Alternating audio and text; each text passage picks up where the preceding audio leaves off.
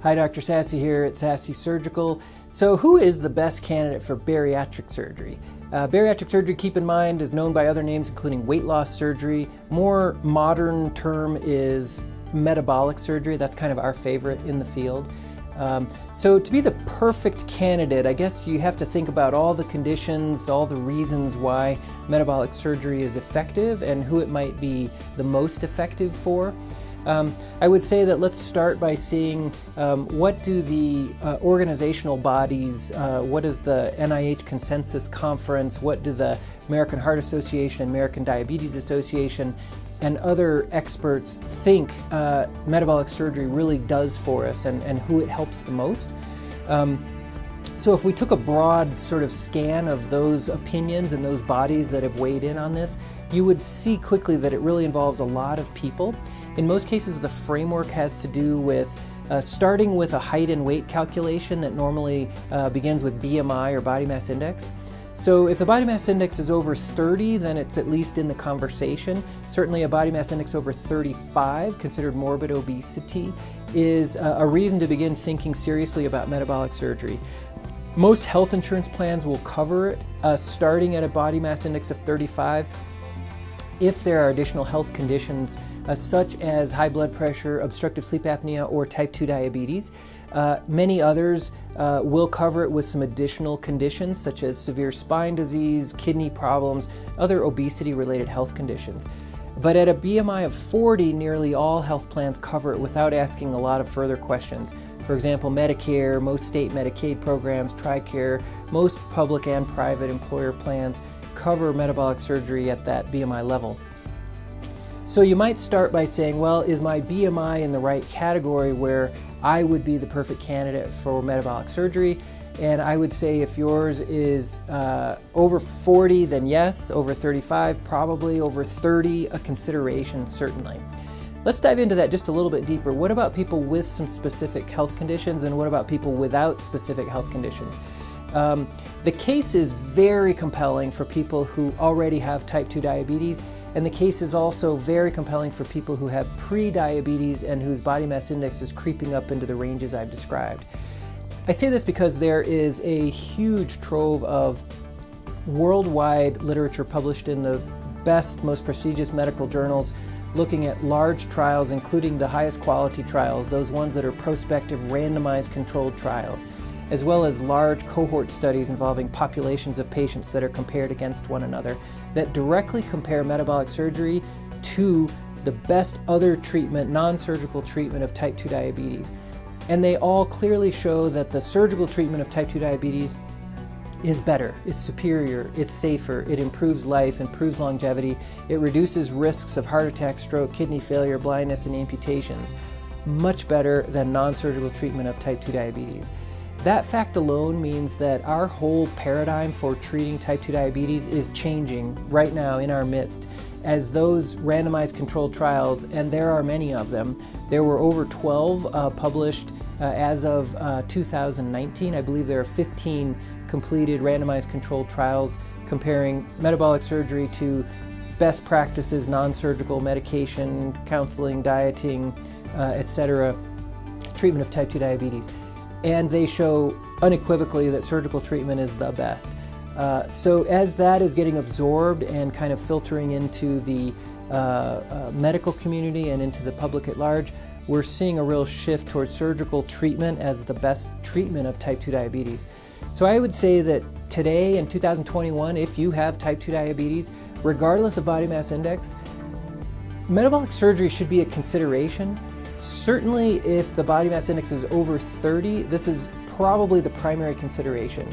There are still some ongoing studies. The ones that have been done to date do show that metabolic surgery is the best treatment, even at this low-ish BMI of 30 to 35. But beyond BMI of 35, there's no question anymore. That question has been completely resolved, that metabolic surgery is the best treatment for type 2 diabetes. So if you find yourself in that boat, and millions of people do, then metabolic surgery really is the best treatment and you are the perfect candidate. You could be perfect in many ways. You could say, oh, I have no risk factors for surgery. That's true. Unfortunately, that's not the way it goes in surgery. Most people don't have surgery when they're perfectly young and healthy and 20 years old and absolutely nothing wrong. Usually we have surgery a little bit later in life as more things happen, but that doesn't mean that you can't have it very, very safely. Metabolic surgery, specifically the sleeve gastrectomy, has been safer than an appendectomy, a C-section, a hernia repair, basically almost any kind of major surgery that you can name. Sleeve gastrectomy has become so regularized and routine, and it's so sort of focused, targeted, and non-invasive that it has become safer than all of those routine procedures. So that should help calibrate just how truly safe that 45-minute procedure is.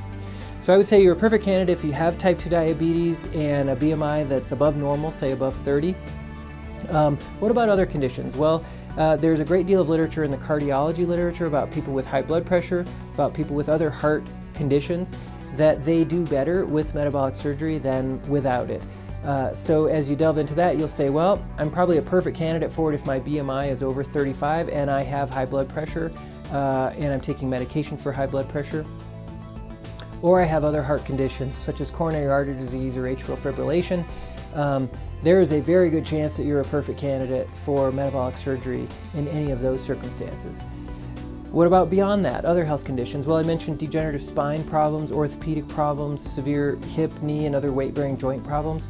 There's a good chance that your best card to play is metabolic surgery in those circumstances, which we know from experience and from large studies that reduces our risks of continuing arthritis and degenerative joint changes, preserves the integrity and longevity of the joint replacement procedures, and generally leads to a higher quality of life and functional capacity of being able to walk and do activities. So if any of those conditions are present, then there's a good chance that you're a perfect candidate for it. What about kidney problems? There is a great deal of literature showing that kidney failure ceases to develop, the progression is slowed, and the kidneys are preserved with metabolic surgery, much more so than without metabolic surgery.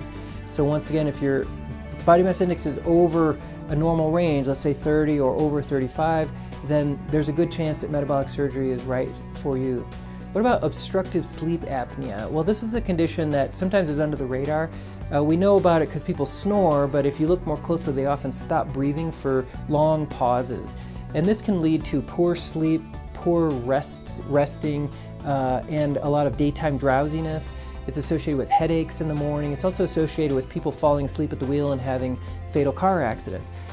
Sleep apnea is not just a benign snoring disorder. It's a really serious problem that can have serious consequences. And the best treatment for it in published literature appears to be metabolic surgery, both by inducing weight loss, which improves the condition, but also some of the direct hormonal effects that affect our sleep and our sleep drive centrally. So this list that I'm developing of all of these weight-related conditions, you can see is becoming very long. Severe headaches, migraines, something called pseudotumor cerebri or intracranial hypertension, lung disease like restrictive lung disease, liver problems such as fatty liver, congestion that begins to develop steatohepatitis and early cirrhosis, and the conditions I described that are both orthopedic and also spinal. This very long list of obesity-related conditions are usually best treated by metabolic surgery, which gets back to the root of the problem rather than just trying to go focus on doing more surgery on that affected joint or just trying to go treat with yet another pill for the high blood pressure. Metabolic surgery gets at the root cause in most cases and reduces the risk, reduces the condition, and reduces the progression of the condition to more serious health problems. So I would say the kind of the burden of proof or reason is if metabolic surgery is indeed the best treatment for each of those conditions in people with a excess weight or body mass index over a threshold number, call it 30 to 35, then really the question is, why would I not be pursuing the best, safest treatment? And if I'm close to a perfect candidate, that means that that's going to be the best treatment for me. The perfect candidate might be also somebody who is motivated to try to make the procedure successful, try their best to follow the instructions, to try to do their best with their diet, and really commit to a 7-day-a-week program where they do at least walking every day for some physical activity. But most people are not perfect candidates in terms of, being able to comply with every single piece of medical advice and having, perfect health other than the condition being addressed. So don't let that stop you from at least exploring it and getting the facts about it. Right now, metabolic surgery is woefully underutilized. The estimates are that only around 1% of people who would really benefit and for whom metabolic surgery would be the best treatment for them really take advantage of it and undergo it. A lot of that stems from the fact that despite the safety of it that I've just described, people think, and sometimes their doctors think, that it's 5 times more risky than an appendectomy or 10 times more risky than a hernia repair, when in fact it's less than each of those. And they don't understand the quality and duration and depth of research data that's been published over the last several decades showing its safety and effectiveness. Nor do they know that the American Diabetes Association and the American Heart Association and virtually every other advisory body recommend and endorse metabolic surgery for a long list of conditions, often as top-tier treatment. So as that information gets gradually more disseminated and more people understand its role, then some of our kind of preconceived notions about it will drop to the wayside, and we will begin to realize that it's just another treatment, just like other surgical interventions, other procedural interventions, other medical interventions. We'll just put it in the list amongst them and kind of drop our preconceived notions about what metabolic surgery really is. Because the odds are, if you have or your loved one has any of those conditions and they have been carrying around a significant amount of extra weight, their best card to play is metabolic surgery, and they really are perfect candidates for it. All right, I hope that's been helpful to frame the topic for you. I wish you the best of health.